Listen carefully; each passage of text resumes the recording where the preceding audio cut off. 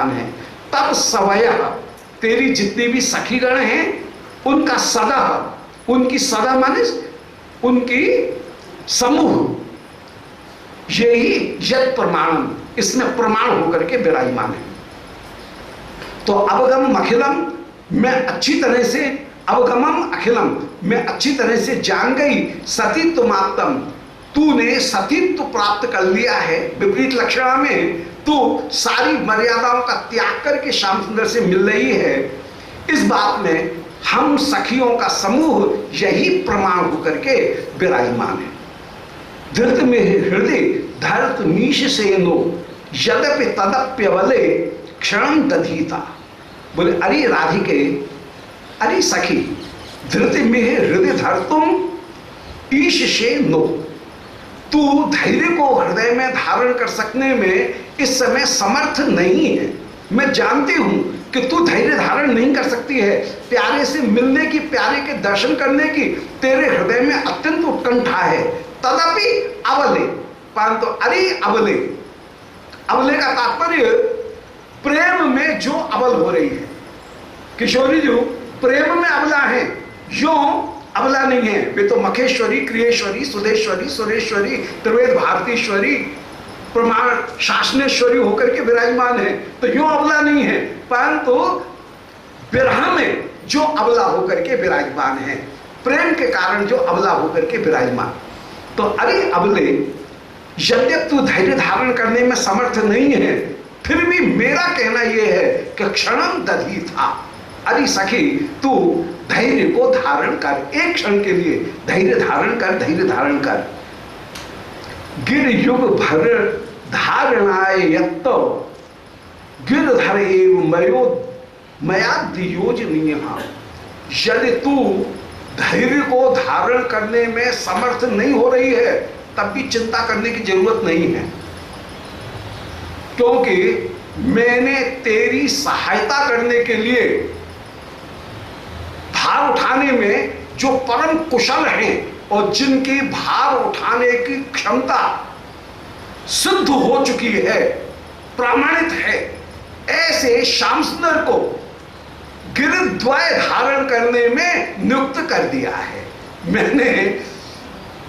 यदि तू धैर्य के भार को सहन कर सकने में समर्थ नहीं है तो कोई चिंता नहीं, तू उस भार को धारण करने में समर्थ हो। यदि नहीं भी होती है तभी तुझे घबराने की जरूरत नहीं है, क्योंकि मैंने उन श्याम सुंदर को पहले ही नियुक्त कर दिया है कि वे दो पर्वतों को उठाने में, एक बार तो उन्होंने केवल एक पर्वत को उठाया, परंतु उनमें तो इतनी सामर्थ्य है कि वे दो दो पर्वतों को उठाने में भी परम परम समर्थ होकर के विराजमान हैं।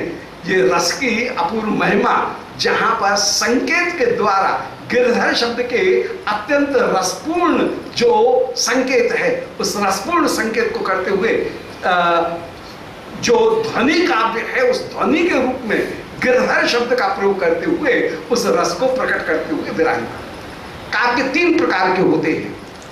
एक काव्य होता है अवर काव्य, एक होता है मध्यम, एक होता है उत्तम।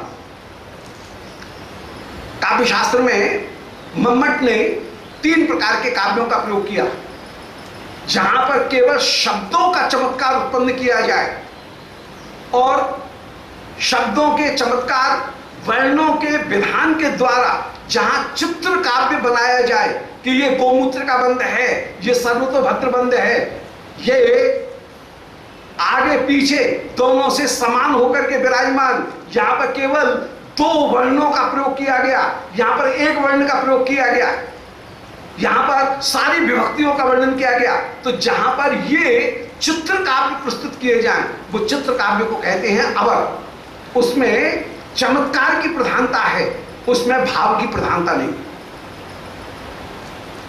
वो चित्र काव्य होगा, वो अवर काव्य कहलाएगा, हीन काव्य कहलाएगा। मध्यम काव्य वो है कि जहां रस तो हो परंतु वो चमत्कार से ढक जाए, उसका नाम है मध्यम काव्य। और उत्तम काव्य किसे कहेंगे कि इदम उत्तमम अतिशयनी व्यंग्य वाच्या ध्वनिर्बुधई कथता, जहां पर व्यंग्य काव्य इतना बड़ा हो कि उससे वाच्य कहीं दब जाए। वाच्य प्रधान नहीं है, वाच्य से जो अर्थ प्रकट हो रहा है वो जहां प्रकट होकर के विराजमान है वो उत्तम काव्य है, जिसमें ध्वनि हो। ध्वनि कैसी? एक उदाहरण से बात स्पष्ट हो जाएगी। विद्यार्थियों को गुरुजी पढ़ा रहे हैं। अब विद्यार्थी कहीं पढ़ने में विद्यार्थी का मन नहीं लग रहा है क्लास का। अब उस समय एक विद्यार्थी यदि उठ करके गुरुजी से कहे कि गुरुजी संध्या हो गई, इसका तात्पर्य क्या है?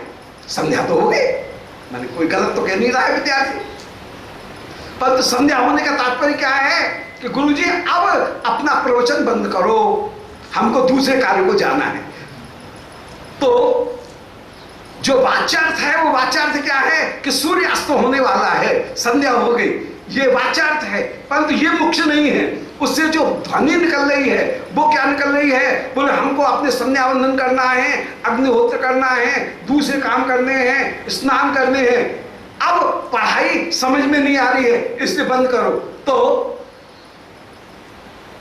ये जो कहना कि संध्या संजाता, ये संध्या के ये इससे संध्या हो गई, ये अभिधा का जो अर्थ है, जो उसका साक्षात संकेतित जो अर्थ है, शब्द के द्वारा जो अर्थ संकेतित हो रहा है वो प्रधान नहीं है, बल्कि उसमें छिपा हुआ जो तीसरा अर्थ है वो तीसरा अर्थ प्रधान है। साक्षात संकेतित अर्थ प्रधान न होकर के जहां पर व्यंग्य अर्थ तृतीय अर्थ प्रधान हो कि गुरुजी अब पढ़ाई बंद करो, अब प्रवचन बंद करो, तो वो जो अर्थ है वो प्रधान। आहा, ये तो गंगावासी है, गंगायाम घोषा, इनका घर तो गंगा में है, तो गंगा में घर है, यहां पर गंगा के किनारे घर है, ये बताना ही लक्ष्य नहीं है, बल्कि ये बताना भी लक्ष्य है कि इनका घर बड़ा शीतल, बड़ा पवित्र है। गंगा शब्द के द्वारा शैत्य और पावनत्व ये ध्वनि भी प्रकट हो रही है, तो ध्वनि जो है वो प्रधान होकर के विराजमान है। और श्री कुंदलता जी के ये जो वचन बोले, अरे सखी तू धैर्य को धारण कर, यदि तुझे ये लगे कि हृदय में धैर्य को धारण करना बड़ा कठिन है तो तुझे चिंता करने की जरूरत नहीं। मैंने एक ऐसे व्यक्ति की व्यवस्था कर रखी है जो कि तेरे धैर्य सहित दो पर्वतों को उठाने में जो सहज संपन्न होकर के समर्थ होकर के विराजमान। तो श्री श्याम सुंदर एक पर्वत क्या, ये धैर्य क्या, एक पर्वत क्या, वे दो पर्वत को उठाने में समर्थ हैं। आज तुझे श्याम सुंदर के साथ में मिलन प्राप्त कराऊंगी, ये संकेत में श्री कुंदलता जी श्याम सुंदर के साथ में प्रयास करते हुए विराजमान है। रसकों की सदा से एक प्रवृत्ति रही है कि वे व्यंग में प्रतीक रूप में वस्तु का वर्णन करते हैं। साक्षात वर्णन करने से रस की प्रतीति नहीं होती, रस कुछ ढका हो कुछ प्रकट हो, वो रस ज्यादा उत्कृष्ट है। उसके लिए कई जगह काव्य शास्त्र में एक उदाहरण दिया कि जैसे सौंदर्य अत्यंत प्रकट हो तो वो भी आकर्षक नहीं होता है, सौंदर्य अत्यंत ढका हुआ हो तो वो भी आकर्षक नहीं होता है, कुछ प्रकट कुछ ढका हुआ हो तो वो ज्यादा आकर्षक होकर के विराजमान है। इसी तरह से जो ध्वनि है वह कुछ प्रकट होनी चाहिए, कुछ ढकी हुई होनी चाहिए, तो वो अत्यंत रस को प्रदान करने वाली होगी। और श्री कुंदलता जी उसी मध्यम मार्ग को प्रकट करते हुए कह रही हैं, बोले अरे सखे चिंता मत कर, चिंता मत कर, तेरे भार को सहन करने के लिए मैंने भार को उठाने वाले गिरधर को धारण कर को पहले से ही तैयार किया है। वे दो पर्वतों को उठाने में समर्थ हैं। उन्होंने पहले तो एक पर्वत को ही उठाया, अब वे दो पर्वतों को उठाने में सहज समर्थ हो जाएंगे। ऐसे कुछ प्रकट कुछ अप्रकट रूप में उस रस को प्रस्तुत करते हुए श्री कुंदलता जी जब हंसी कर रही हैं कि धृति में धर्तुम ईश से नो, यदि धैर्य को धारण करने में तू समर्थ नहीं होती है, तदपि अबले, फिर भी अरे अबला, तू अपनी अबलता के कारण व्याकुल मत हो, निराश मत हो, क्योंकि क्षणम दधीशे, कुछ देर के लिए धैर्य धारण कर आगे इस भार को उठाने के लिए युग गिरी युग भर धारण आयो, 2 पर्वतों को धारण करने के लिए यत्तो गिरधर एव, मैंने गिरधर को ही यत्तो मैंने नियुक्त कर दिया है। मयाद्य योजनीय, मैंने उनकी पहले से ही योजना बना दी है। गिरधर दिश एव शंकयाया जल विधुराद्य सखी महासतीयम परिवरस बलाद इमाम अभिज्ञ तदप नियोक्षसी हा पुनस्तमस्याम।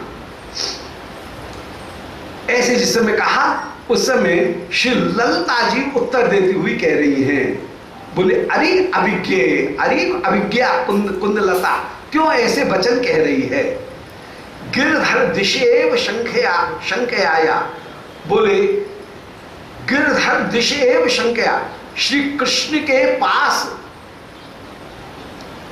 कृष्ण की गिरधर दिशेव, कृष्ण की जो दिशा है उसकी शंका मात्र को देख करके जल विधुराद्य सखी, देख नहीं रही है मेरी सखी कितनी व्याकुल हो रही थी कि हर कैसे जाऊं, वहां नंद भवन में एक चंचल शिरोमणि विराजमान है।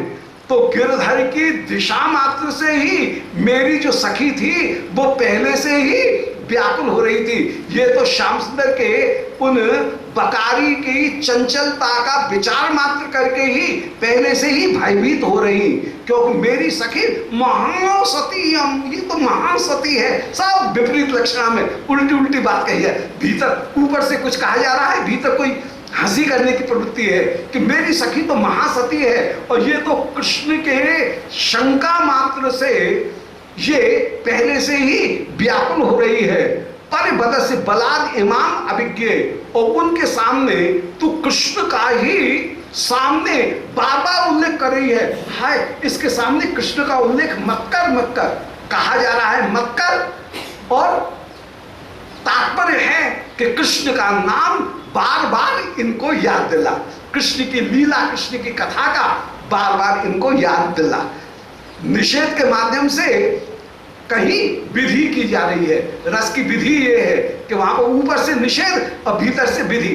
तो परिबद से बलाद इमाम अभिज्ञ, बोल अरे सखी, मेरी सखी तो कृष्ण के नाम मात्र से ही कांप जाती है, और तू बार बार ये और कह रही है कि मैंने श्याम सुंदर को नियुक्त कर दिया है, वे 2-2 पर्वतों को उठाने में समर्थ हैं। ऐसा कहकर के मेरी सखी को उल्टा और तू क्यों भयभीत कर रही है। ये तो कृष्ण के नाम से पहले ही भयभीत थी, और कृष्ण का नाम लेकर के और ये कहकर के मैं पर्वत को उठाने में भी समर्थ हैं, उनको क्यों भयभीत मेरी सखी को क्यों कर रही है।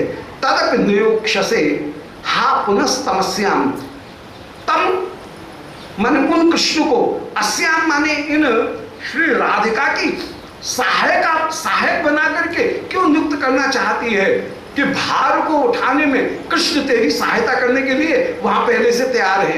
ऐसा तू क्यों कहती हुई विराजमान है, ऐसा मत कर, मत कर। ऐसे परिहास करती हुई श्री ललिता, ये बड़ी मीठी हंसी।